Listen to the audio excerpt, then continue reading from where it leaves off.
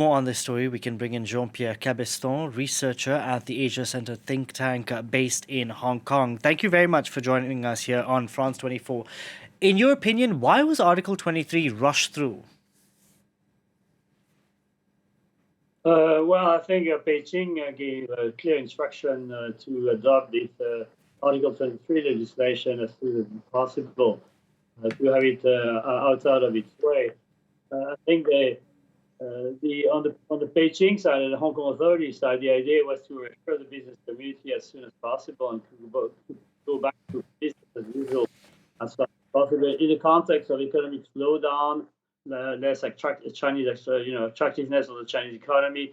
So, but as we can see, the message which this new law has propagated around the world is very negative, because a lot of companies, not only human rights activists but also businesses, companies are going to be very cautious putting their business here, but because of the range of crimes can be prosecuted under this new law. I want to talk about Hong Kong's reputation, international reputation, just a second. But Article 23 comes on top of a 2020 law that was imposed from Beijing, which silenced opposition voices. In the run-up to that law being imposed, we saw huge protests taking place. Was there any dissent this time around, or were people simply too scared to come out to protest?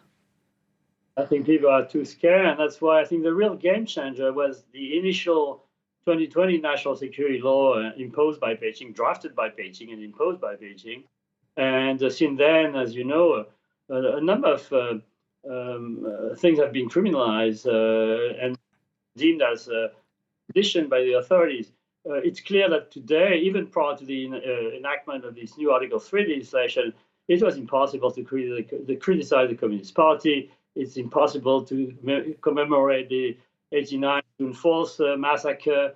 It's impossible to work and promote the democratization of China. If you do that, you come under the article, the sedition crime, and you can go to jail now for up to 7 years. Hong Kong's reputation as a global financial hub has really suffered in the aftermath of COVID-19, when we had very strict restrictions put in place, but also with the crackdown on freedoms, which you're talking about. Clearly, officials in Beijing must care, right? Well, they don't care too much. I think they care about security first, within China, in mainland China, as a matter of Hong Kong. The reason of the first law and the second law is to prevent Hong Kong from becoming a base for subversion against the one-party system and the communist dictatorship in China. Now, what the business community is more worried about, of course, is the extensive definition of state secret. Because state secret can be technological, they can be economic, they can be financial, and for auditing firms, for firms doing due diligence, how much they will be able to continue to work in Hong Kong. A number of firms like KPMG and others have started to ask their employees to use burner phones if they come to Hong Kong, because Hong Kong is not anymore safe in terms of internet use of internet communication. Is there anything the international community can do besides issuing statements, or is it just it's going to be China's way from now on?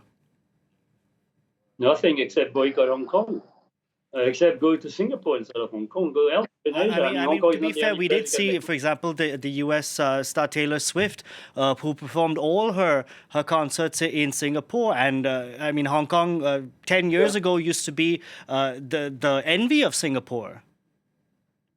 Yes, but I think at the same time, we should turn the Hong Kong society as a victim of what's going on. I think it's still important to come to Hong Kong to bring culture, bring events to Hong Kong. So, but as a business place, unless you do business in China, I think it's clearly less attractive.